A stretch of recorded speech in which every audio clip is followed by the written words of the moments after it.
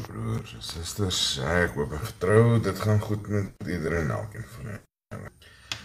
Ek gaan 'n bietjie live vroeër vanoggend en ek wil baie graag 'n boodskap hier uitstuur vir half gelofte dag. Ek betaal my gelofte. So, ja, die vorige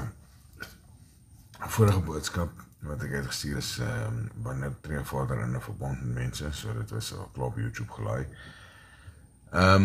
Vandag gaan ons 'n bietjie van praat oor wat gebeur as jy nie op gelofte betaal nie, volgens die skrifte. Ons gaan 'n bietjie Bybel lees daaroor en ons gaan kyk wat gebeur met Israel wanneer hy nie sy verbonde betaal het nie.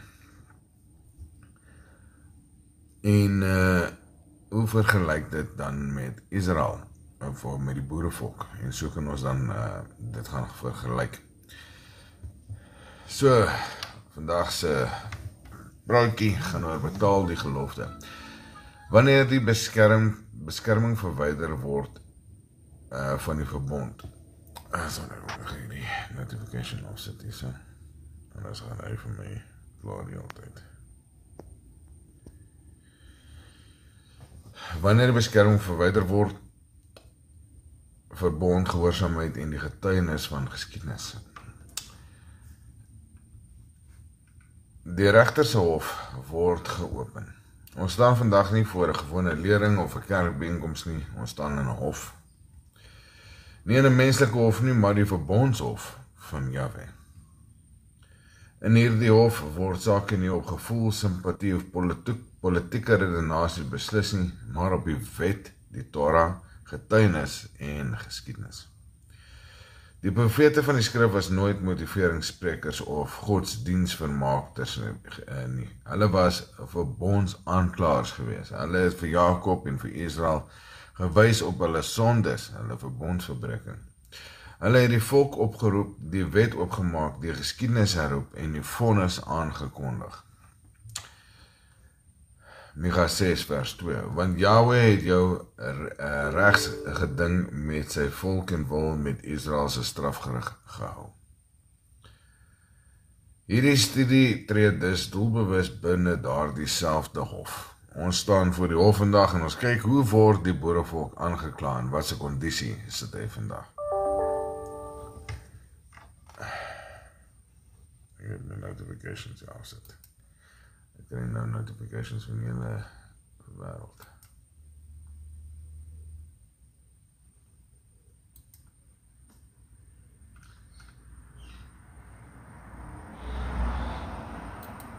Ek loop dis nou af. Die vraag wat voor ons lê is nie lig nie. Waarom word volke wat eers onder bonatuurlike beskerming gestaan het, later verpletter? Nou ons sien bonatuurlike beskerming as Bloedrivier op die 16de Desember. Vandag is die 16de Desember, daar is gelofte gemaak, na die gelofte moet herdenk word. Op die regte manier, as hy nie op die regte manier geherdenk word nie, en hy nie volgens die wet en profete herdenk word nie, en binne 'n verbondsstruktuur, gaan daar nie redding kom nie. Die antwoord is nie polities nie en is ook nie emosioneel nie. Dit is verbondsmatig. Die wet van die verbond, Torah as 'n grondwet. Jahwe is nie 'n God van chaos nie. Hy regeer deur orde, wet en 'n verbond. Hierdie wet, net soos Abraham hom gevolg het in Genesis 26 vers 5. Hy het die verordeninge, insettinge en wette van Vader gevolg. Hy het in die orde getree en daarom kon Vader met hom verbonde maak, soos die verbond dat sy nageslag sal regeer oor die aarde. God is nie 'n God van wanorde nie, maar van vrede. Ons lees dit in 1 Korintiërs 14 vers 33. Die verbond is altyd voorwaarlik. Eksodus 19 vers 5. As julle dan terdee na my stem luister en my verbond hou, sal julle my eiendom wees uit al die volke. So ons moet die verbond onderhou en hoor om Vader se eiendom te wees uit al die volke. Daardie klein woord as, 'n sleutelpunt in die hele Bybelverse se geskiedenis. Sonder daardie woord verstaan 'n mens niks van oordeel, ballingskap of herstel nie. Die verbond is nie net 'n emosionele belofte of 'n eensidige kontrak nie. Dit is 'n regsverhouding met voorwaardes, verantwoordelikhede en werklike gevolge. Deuteronomium 29 vers 9, jy moet die woorde van hierdie verbond onderhou en dit doen, sodat dit met jou goed kan gaan in alles wat jy doen. Levitikus 26 en Deuteronomium 28, die grondwet van geskiedenis. Hierdie twee hoofstukke funksioneer as die grondwet van volksverbondsgeskiedenis. Hulle beskryf nie net moontlikhede vir, hulle verklaar die wetlike reaksie van Jahwe op gehoorsaamheid en ongehoorsaamheid. Asseblief mense, toets elke woord wat ek vandag met julle praat. Moenie vat wat ek sê as die waarheid nie, maar gaan toets dit vir julle self. Gaan lees Levitikus 26, Deuteronomium 28. Onthou in Deuteronomium 13, Vader rig die mense op om te toets of jy hom lief het, nee? Hy voorwaardig, hy gaan jou toets of jy hom lief het, nee? En daarom moet jy vir jouself hierdie dinge gaan ondersoek. Jy kan nie voor Vader eendag staan en sê, maar Wynand het gesê nie, of ek het nie na Wynand geluister nie, of wat ook al jou verskoning gaan wees nie. Jy moet hier goed vir jouself gaan toets, want dit is elkeen sy eie verantwoordelikheid om sy salvation uit te werk. Nee, ek kan nie jou salvation vir jou uitwerk nie, ek kan net my eie uitwerk. Wat ek hier doen is ek blaas horing, volgens Jesaja 58 vers 1. Ek blaas op die ramshoring, ek wys vir Jakob op sy sonde. Die sonde wat ek hom op wys is 1 Johannes 3 vers 4, die oortreding van die wet. Wetteloosheid is sonde. Dis Nuwe Testament wat ek gekwoteer het, en dit is waar jy die definisie van sonde kry. Hulle moes dit weer definieer in die Nuwe Testament, want die mense het vergeet wat sonde is, want hulle het reeds die wette vergeet. Sendinge van gehoorsaamheid, Deuteronomium 28 vers 1 tot 14. Wanneer jy dan kies om met gehoorsaam te wees en die wette te onderhou, is daar beskerming teen jou vyande, oorwinning teen 'n oormag, vrugbaarheid van land en vee, vrede binne die grense. Nou wanneer ons gaan kyk op die 16 Desember, was daar beskerming teen vyande en oorwinning teen 'n oormag. Met ander woorde, daar was gehoorsaamheid. Kan nie anders wees nie. Kan nie anders wees nie. Jahwe sal jou vyande wat teen jou opstaan voor jou verslaan. Deuteronomium 28 vers 7. Strawwe en van ongehoorsaamheid. Deuteronomium 28 vers 15 tot 68. Met ander woorde, wanneer jy begin om jou wet nie te betaal nie, wanneer jy die wet oortree, dan kry jou vyande oorhand oor jou, voedsel word weggevat, siekte en verswakking, deportasie, dan oor ballingskap, vernedering van vroue, honger en dood van kinders. Nee? Dis Deuteronomium 28. So wanneer jy ongehoorsaam is, dis wanneer jy gaan gestraf word, volgens Deuteronomium 28 vers 15 tot 68. Dan kies jy die curses en jy kies die dood. Nee? Of die vloeke, jy kies die vloeke. Deuteronomium 28 vers 31. Jou os sal voor jou oë geslag word, jou vyande sal dit eet. Nee, dit wat in jou behoort, sal jou vyand eet. Kan jy om jou rondkyk vandag? Nee, eet jou vyande wat in jou behoort. Ons was ongehoorsaam. Ons het nie geloof totaal nie. Om daar na sonmonumente te gaan. Daar na geloof. Na ander God. Want dis waarvoor dit opgerig is, nee. Dis nie daar word nie die wette verkondig nie. Daar werk niks volgens die wette en profete nie. En dis al hoe Vader werk. Jy kan dood met my stry. Maar die skrifte bly waar. Deuteronomium 28 vers 33. 'n volk wat jy nie ken nie, sal die vrug van jou land en al jou arbeid eet. Hierdie is nie 'n simboliese taal nie, dis 'n regstaal. Met ander woorde, jou ongehoorsaamheid veroorsaak die kondisies waar 'n volk wat jy nie ken nie, sal die vrug van jou land en al jou arbeid eet. Mense, ek kyk rondom my, ek sien dit elke dag. Ek sien dit tans gebeur. Ek is nie blind vir dit nie. En om te sê dit is nie so nie, good luck vir jou. Good luck vir jou. Want die storie is nog nie verby nie. Israel was onder gehoorsaamheid bonatuurlik beskerm. So, Wanneer ook al Israel gehoorsaam was, was hulle beskerm. Wanneer Israel gehoorsaam was, was militêre realiteit irrelevant. By die Rooi See, Farao is vernietig, Exodus 14. Jerigo die mure val, Joshua 9. Midian, oormag verslaan, Rigter 7.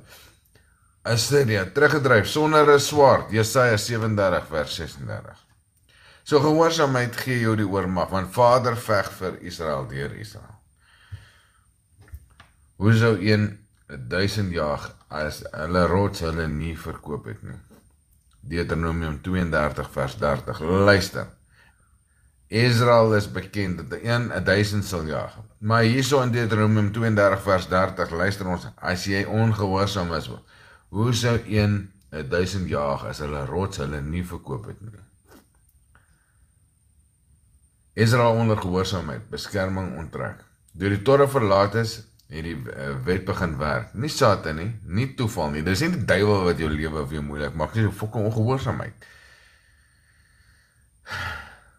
Mense, ek is passief oor hierdie. Ek sien elke dag hoe die mense, my volk, sukkel. Maar die Here voor en die Here agter, die wet is nie meer nodig nie.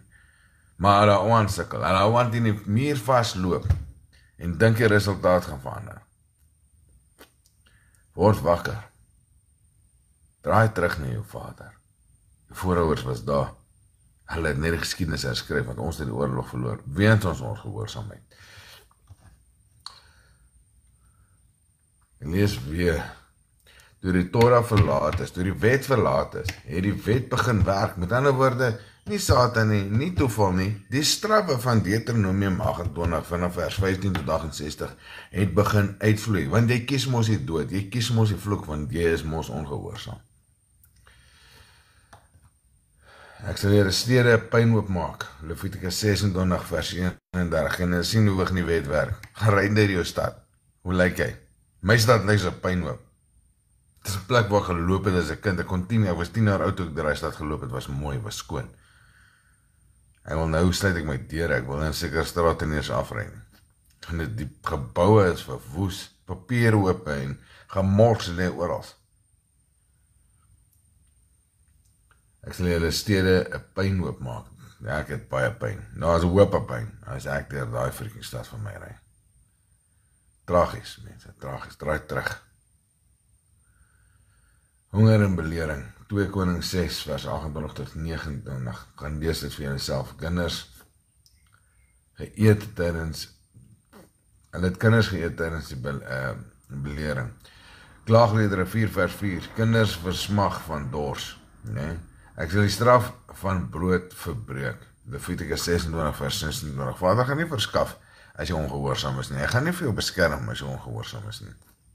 Gaan lees al die hoofstukke in konteks, nee? Vernedering van vroue, Jesaja 13 vers 16, Sagaria 14 vers 2. Gaan lees hierdie skrifte. Gaan kyk na daardie skrifte, as jy Jesaja 13 vers 16 gelees, Sagaria 14 vers 2, en jy gaan volg hierdie verhale, gaan dink in die konsentrasiekampe. Dink hoe ons vrouens en kinders van ons oupa grootjies op die plaas gehanteer was, nee? Niks anders as daai straf as ongehoorsaamheid. Oor hierdie verbond wat ons vandag moet vier, hierdie verdenking dat Vader die oorwinning ontvang, nie gehou word nie. Mense stuur vir my boodskap en sê maar as 'n kerkding wat hulle, nee, die verbond was gemaak. Hulle twist en draai om, en ondersoek hierdie verbond. As jy die wette ken, kan jy 'n verbond onderhou, maak jy saak, weet jy, bolle iemand in jou oor spoeg of vertel nie. Jy betaal daai gelofte, want hy was gemaak en jy was gebind aan hom, want die nageslagte was gebind aan hom. Betaal daai, want al daai straffe van 'n verbond nie hou, is nou oor jou. Jou stede is in pynhope. Jy het 'n nasie wat jy nie ken, wat jy taal jy nie verstaan, wat oor jou regeer. Mense, is hulle so blind om dit nie te kan sien nie. Die boerevolk is ook 'n getuie, net soos Israel.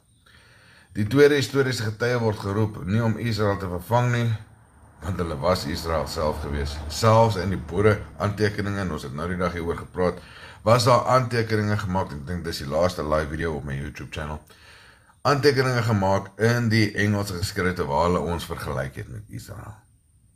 Hulle tot ons vergelyk met Moses, met een van die spotprentjies in hulle koerante met Moses, met sy staf, Hoekom sal hom Moses met sy staf vergelyk as ons nie wetsgehoorsaam was nie?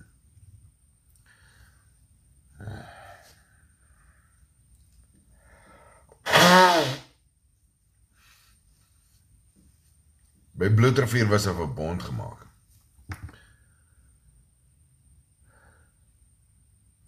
Die verbondswet het daar ingetree. By Bloedrivier was die boere gevul met nederigheid. Hulle het 'n gelofte gemaak en hulle het hulle self afhanklik van Jahwe gemaak. En hulle kon hierdie gelofte alleenlik maak as hulle gehoorsaam was aan die wette, verordeninge en insettinge van Vader. Psalm 50 vers 15. As julle tot my roep in die dag van benoudheid, sal ek julle red. Die gevolg, hier sal 'n bo-natuurlike redding kom. 'n Oorwinning bo jou vyand, solank as wat julle gehoorsaam is. So ons almal ken die storie. Die boerevolk was bevry van hulle vyand, hulle was die oorwinning gehad oor 'n oormag. En so gaat hulle toe aan, van 1838 af. By 1880 staan hulle met 'n probleem. Hulle sit met hulle land, wat gaan weggevat word deur die Engelse.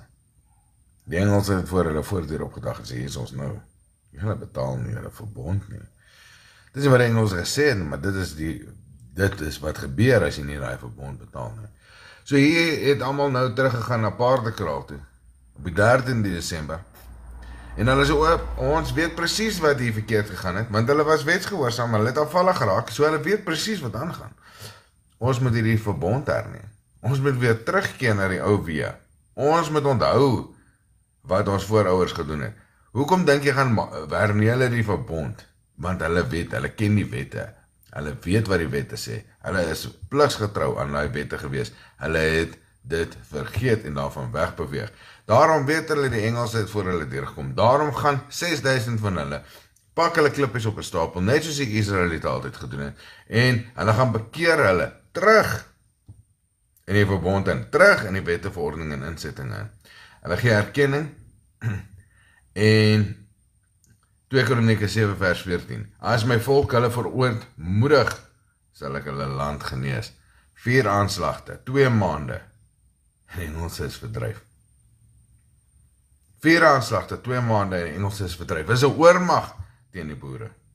Onthou wat ons gelees het, jy sal bevry word van 'n oormag, maar nou moet daai gelofte betaal word. Vir 5 jaar betaal hulle daai gelofte.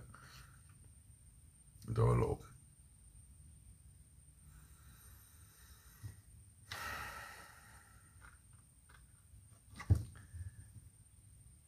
Net soos Israel, het die boerevolk ook in gemak geval, hulle het in die selfvertroue, hulle het in vermenging deelgeneem, hulle het die geloftes laat vaar, hulle het die wette laat vaar en slaap gelê daarop, hulle het nie gedoen wat hulle veronderstel was om te doen nie.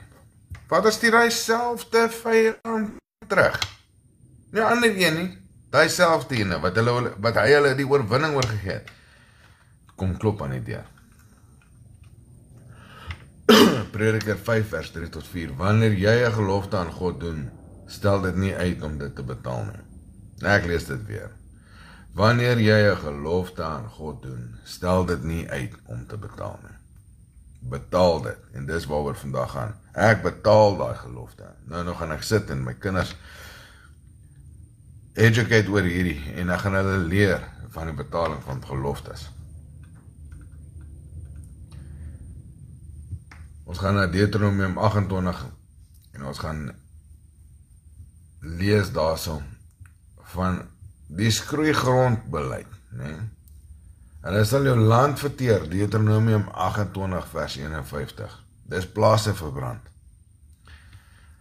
Kampe en kindersterftes, nee? Ons lees van dit in die konsentrasiekampe. Klaagliedere 2 vers 11. My oë vergaan van trane oor die verwoesting van my dogter, van my volk. Ons kan gaan kyk in die Assiriese en die Romeinse en die Griekse historiese aantekeninge van 'n ballingskap wat hulle Israel aangevat het, die hongerte, die siektes, die massasterftes wat plaasgevind het. Hulle was nie mooi in ballingskap ingevat nie. Dit het altyd dieselfde patroon gehad. Hulle plase was verbrand. Hulle kinders en hulle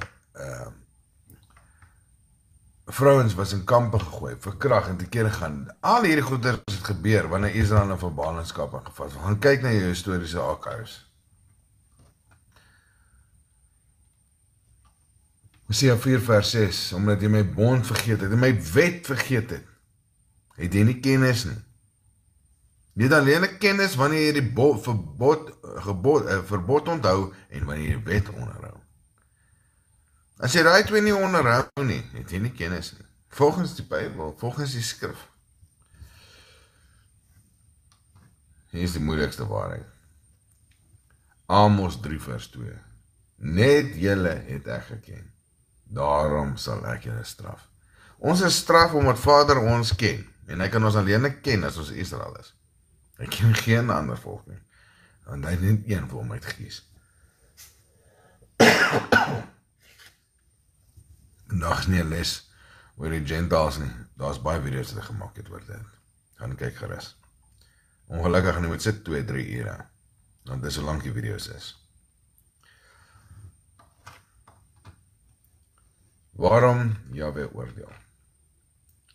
Nie uit haat nie, maar uit liefde en reg. Onthou hy sal sy eie wet nie breek nie. As hy vir jou gesê het as jy ongehoorsaam raak, gaan hy jou straf en hy doen dit nie, dan breek hy sy eie wet. Sy eie woord en hy kan dit nie doen nie. Ek tigtig elkeen wat ek lief het, Spreuke 3 vers 12. So as jy jou tigtig val op jou knieë neer en sê, dankie Vader, dat jy soveel om vir my omgee, dat ek getigtig kan word. Ons het 'n goeie Vader. Hosea 5 vers 15. Ek sal terugkeer na my plek toe, sodat ek sal terugkeer na my plek toe, totdat hulle hul skuld erken.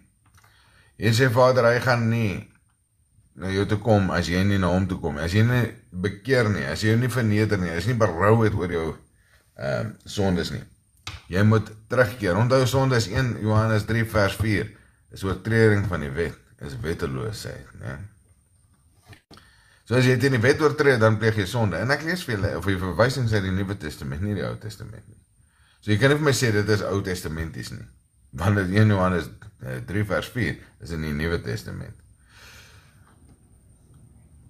Hierdie doel van hierdie oordeel, hierdie doel van hierdie straf wat oor jou kom vandag, is om jou te verneder, sodat jy moet berou moet hê, en jy moet terugkeer na jou Vader toe.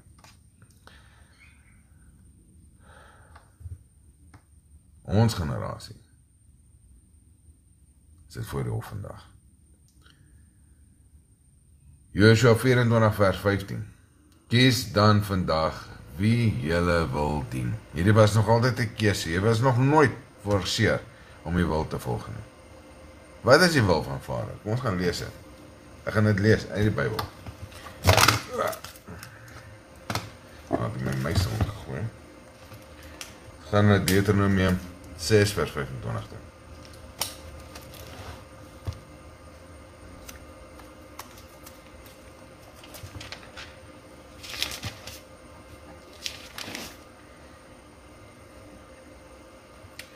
Ons sal dan die wil van ons God doen, as ons hierdie hele wet in sy teenwoordigheid gehoorsaam en daarvolgens lewe, soos hy ons beveel het. Nou Vader is ewig altyd dieselfde. So as jy kom met my te sê, hy het verander en aangepas oor tye, vir jou dalk, maar nie vir my nie. Gaan doen jou dan. Ek gaan nie met jou stry nie, dis 'n keuse. Ek het die keuse gemaak. Ek blaas 'n ramshoring volgens Jesaja 58 vers 1 en wys Jakob op sy sonde. As Jakob nie sy sonde wil laat vaar nie, dan is dit nie my werk om hom dit te laat vaar nie. So moet asseblief met my stry. Jy flik so met jou vinger, as jy nie saam met my stem nie. Ek praat net met die wat 'n begeerte in hulle hart het om terug te draai na hulle Vader.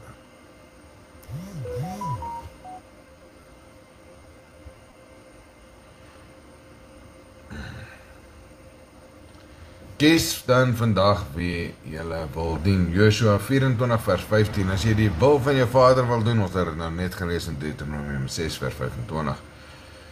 Nie tradisies nie, nie kultuur nie, nie politiek nie, né? Want onthou jou voorouers is in ballingskap al vir 'n hele rukkie en hulle het die tradisies van hierdie ander lande van 1910. Kyk, gaan terug in jou geskiedenis, gaan bestudeer jou geskiedenis van 1910.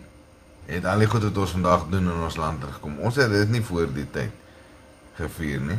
En wat daai goeders wat gevier was, soos wat dit wat kom op die 25 Desember, soos die Kersfees was gevier in die Engelse Kampanie en die Boerekamp. Gaan kyk, die oorwinnaars skryf die geskiedenis, gaan kyk na die optekeninge in hulle joernale, nie wat die hoof of die hoof skrifte en goeders en hulle verander die narratives daar waar hulle kan beheer. Kyk die vorige video, ek verduidelik dit baie mooi daar. Deuteronomium 30 vers 19, ek hou vandag die hemel en die aarde as getuies, kies dan die lewe. Jahwe verander nie, sy verbond verander nie en die geskiedenis lieg nie vir ons nie. Betaal die gelofte, want dit is wat jy moet doen. Daar is nie 'n keuse, daar is 'n keuse om dit nie te betaal nie, maar dan moet jy met die straf aanvaar, dan moet jy die vloek aanvaar, dan moet jy maar sê, o, dis lekker, as ek dan my dorp ry en ek sien al die papiere rond en die geboue vernietig en die strate vol gate, en die dorp is in puinhoop, dan moet jy dit geniet, want jy kies dit, deur jou ongehoorsaamheid. Siener van Rensburg het 'n profesie gehad waar hy gesê het, na aan die einde, hier rondom vandag, gaan daar die hervorming wees van Nehemia. Hierdie hervorming van Nehemia is baie belangrik, want jy moet die hoofstuk van Nehemia gaan lees, en kyk, wat was hierdie hervorming, wat daar plaasgevind het, want het gaan nie 'n ander hervorming wees nie, as hy vir jou sê, dis 'n hervorming soos Nehemia, moet jy gaan lees in Nehemia, wat het in Nehemia gebeur, ons gaan 'n paar stukke raak, in wat in Nehemia gebeur, maar gaan lees gerus, die hele Nehemia is so belangrik, om te lees. Nehemia, hervorming deur die terugkeer na die wet, baie belangrik. 'n tyd van herstel, nie nuwigheid nie. Die skrif leer ons dat ware hervorming nooit beteken om iets nuuts uit te dink nie, maar om terug te keer na die wet wat van die begin af vasgestel is, die eerste beginsels. Wanneer Jahwe in die geskiedenis beweeg, doen hy dit volgens sy verbondswette. Daarom is Nehemia nie 'n stigter van 'n nuwe geloof nie, maar 'n instrument van herstel. As hulle sê, ons gaan 'n nuwe geloof hê, gaan ons 'n herstelde geloof hê. Net soos wat hulle praat in die Nuwe Testament, waar die mense gaan moet terugkeer. Dit is, onthou die ou baie, of die ou weer, wat ek vandag voor julle neerlê, is nie 'n nuwe ding nie, maar 'n ou ding.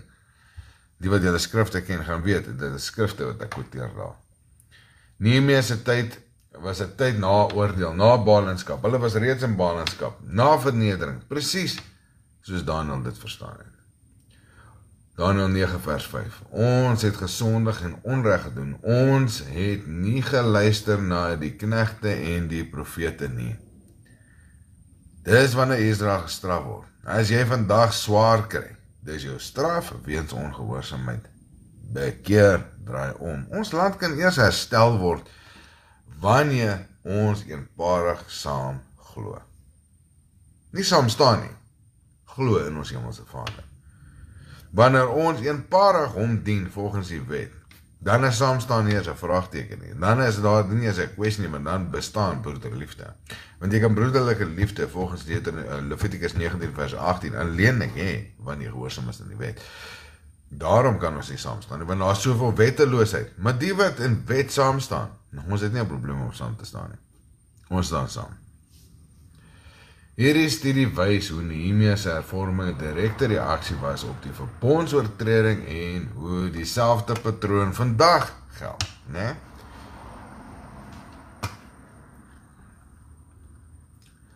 Verbond as regsgrondslag. Jahwe se verhouding met sy volk is altyd verbondsmatig. Dan word daardie verbond wat op die berg Sinai geteken was met by Moses. Daai is die verbonde gesluit. Was nie toe die wet gegee was nie, want Abraham het dit gevolg. in Genesis 26 vers 5. Die verbonde was ingestel toe die bloed oor Israel gesprinkel was deur die Lewiete. Jahwe se verhouding met sy volk is altyd verbondsmatig. Dit beteken, daar is seëninge vir gehoorsaamheid en strawwe vir ongehoorsaamheid. Levitikus 26 stel dit duidelik. As julle in my insettinge wandel en my gebooie onderhou, dan sal ek vrede in die land gee. Levitikus 26 vers 3 tot 6. Maar dieselfde hoofstuk waarsku, maar as julle my nie gehoorsaam is nie, sal ek my aangesig teen julle rig. Levitikus 26 vers 14 tot 17. Nehemia verstaan hier die werklikheid. Hy blameer nie die Perse, die Babyloniërs of omstandighede nie. Hy erken die ware oorsaak was die verbondsoortreding. Hy gaan blameer nie die hele wêreld nie. Hy sê, dit is ons ongehoorsaamheid wat gelei het tot hierdie ballingskap. Dis nie die Perse was ons straf. Die Babyloniërs, hulle was ons straf geweest, want ons was ongehoorsaam. Hy vat dit, daar is jy sien, jy het self die fout gemaak, daai versoening met jouself, en dis wanneer jy kan berou hê voor die Vader, en dis wanneer jy kan terugkeer. Die toestand van Jerusalem getuienis van ongehoorsaamheid. Hulle stad was in 'n pynhoop. Toe Nehemia hoor van Jerusalem, hoor hy, Nehemia 1 vers 3, die oorblyfsels is in groot ellende en smaad. Die muur van Jerusalem is afgebreek. Die stad lê in 'n pynhoop. Gemors lê oral. Jou vyande sal jou beleer in al jou poorte. Deuteronomium 28 vers 52. Dis waar, al jou poorte vandag, hulle is by jou voordeur. By jou voordeur, jou vyand. Die toestand van die stad was dus direkte bewys dat die beskerming van Jahwe was onttrek. Wanneer hulle so by jou poorte is, wanneer hulle in jou huise inbreek, wanneer jou stede afbreek, is dit tekens van ongehoorsaamheid.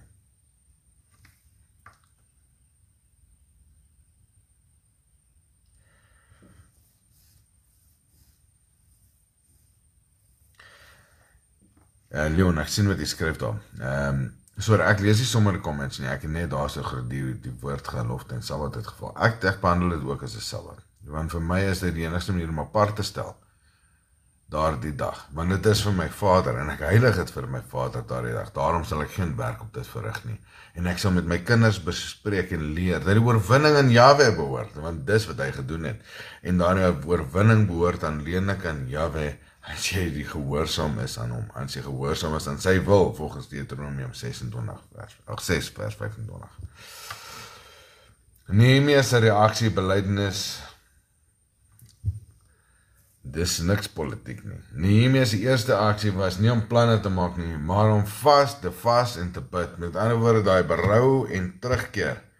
Daai smeking om terug te kom. Hy het sy Vader gaan soek, want as jy jou Vader gaan soek, sal hy hom laat vind. Ek het gevas en gebid voor die God van die hemel, Nehemia 1 vers 4. Hy het gevas en gebid, hy was in berou. Hy wou genees. Sy gebed is 'n verbondsgebed. Nehemia 1 vers 7. Ons het sekerlik verkeerd gehandel teen u en u gebooie nie onderhou nie. Ons Vader het verkeerd teen u gehandel en u gebooie nie onderhou nie. Daarom lê ons stede vandag in pynhope. In pynhope, Nehemia 1 vers 7. Hier hoor ons die taal van Daniël 9, Levitikus 26. Belydenis bring moontlikheid van herstel. Herstel begin met die muur, maar eindig by die wet. Die herbou van die muur was noodsaaklik, maar dit was nie die einddoel nie. Die ware hervorming kom in Nehemia 8, wanneer die wet voorgelees word. Hulle het voorgelees uit die wet van God, duidelik en dit verklaar. Nehemia 8 vers 8. Die volk se reaksie, die hele volk het geween toe hulle die woorde van die wet hoor. Nehemia 8 vers 9. Vandag stry hulle met jou. Vandag is daai ballingskap so diep in hulle bloed geïnfiltreer dat hulle die wet weier om te hou. Paar jaar terug het hy ou voor my deurgestaan, sy sal nooit daai wet onderhou nie, die arme man. Hy kies toe, hy vloek, die dood oor hom. Gaan baie swaar met hom, man. Gaan baie swaar met hom.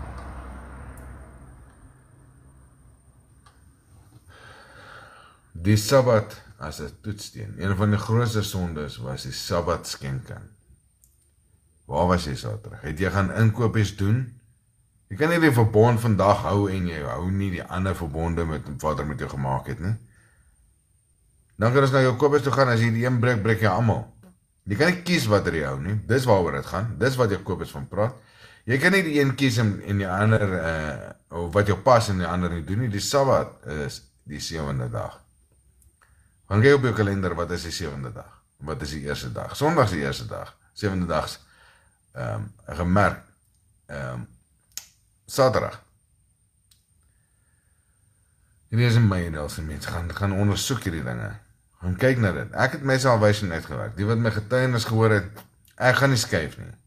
My God het met my gepraat. Dit is 'n persoonlike ding wat ek met julle gedeel het. Dit was nie vir almal nie, maar daar is 'n les aan te leer. Dis al hoekom ek het gedeel het.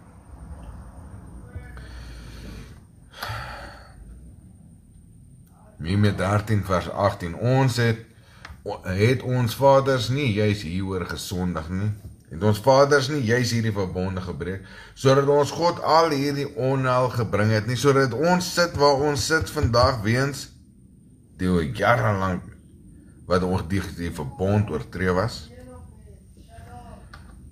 Verbondshernuwing, Nehemia 9 tot 10. Nehemia 9 is een van die mees volledigste verbondsgeskiedenisse in die skrif. Die volk bely, maar hulle was ongehoorsaam, daarom het U hulle oorgegee in die hand van hulle vyande. Nehemia 9 vers 26 tot 27. Ek lees weer. Asseblief mense, gaan vat die skrifte en toets wat ek vandag vir julle sê.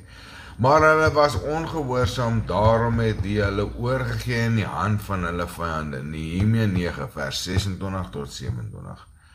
En dan volg aksie. Ons maak 'n vaste verbond en skryf dit neer. Nehemia 9 vers 38. Hulle hernuwe die verbonde. Hulle gaan maak nie nuus nie, hulle gaan terug na die ou verbonde, maar hulle betree nie in hom in, vir hulle is dit 'n nuwe verbond, want hulle was nie deel van dit voorheen gewees nie. Nehemia 10 wys dat ware berou altyd lei tot konkrete gehoorsaamheid. Wanneer jy regtig in jou diepte van jou hart berou het oor wat jy gedoen het vir die Vader, dan kom en vul daai hart met Vader se wet. Dan word jy gecircumcised op die hart.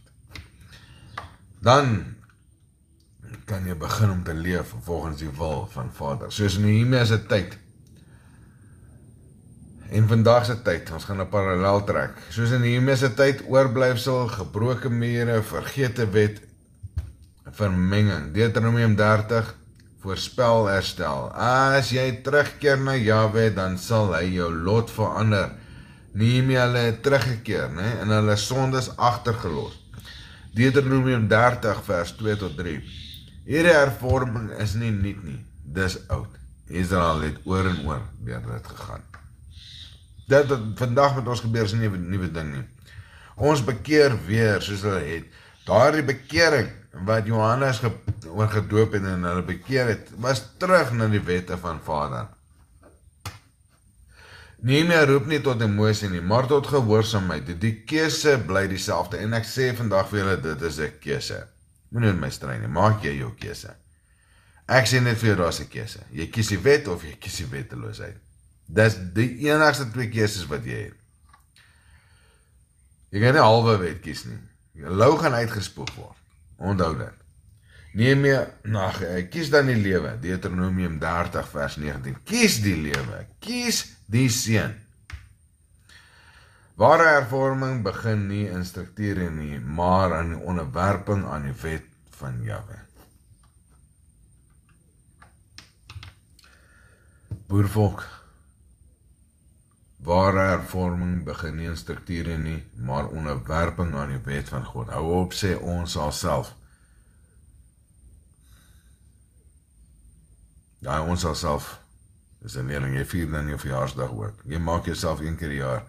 Laat jy mense homage in jou bring. Jy het jouself God gemaak.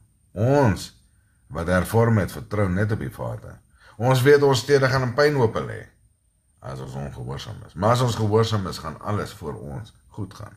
Ons gaan teen 'n oormag beskerm word. En daardie tyd kom weer. En die wat in die ware geloof is en hervorm het, en die wat teruggekeer het na die waarheid, hulle sal beskerm word.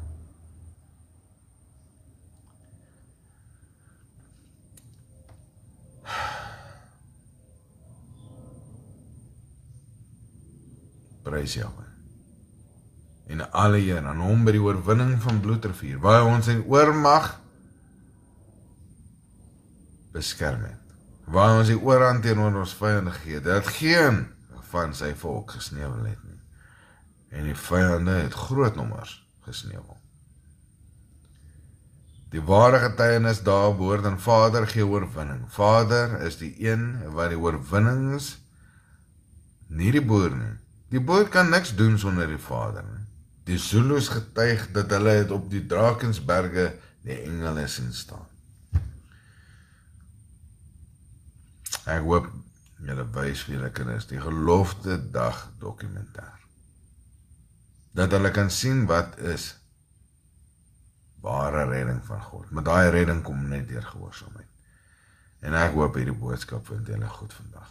En ek hoop dit lê op julle harte dat julle ieder en elkeen van julle Vader die eer sal gee vir die oorwinning by Bloedrivier vandag, sodat daardie verbond weer kan betaal word.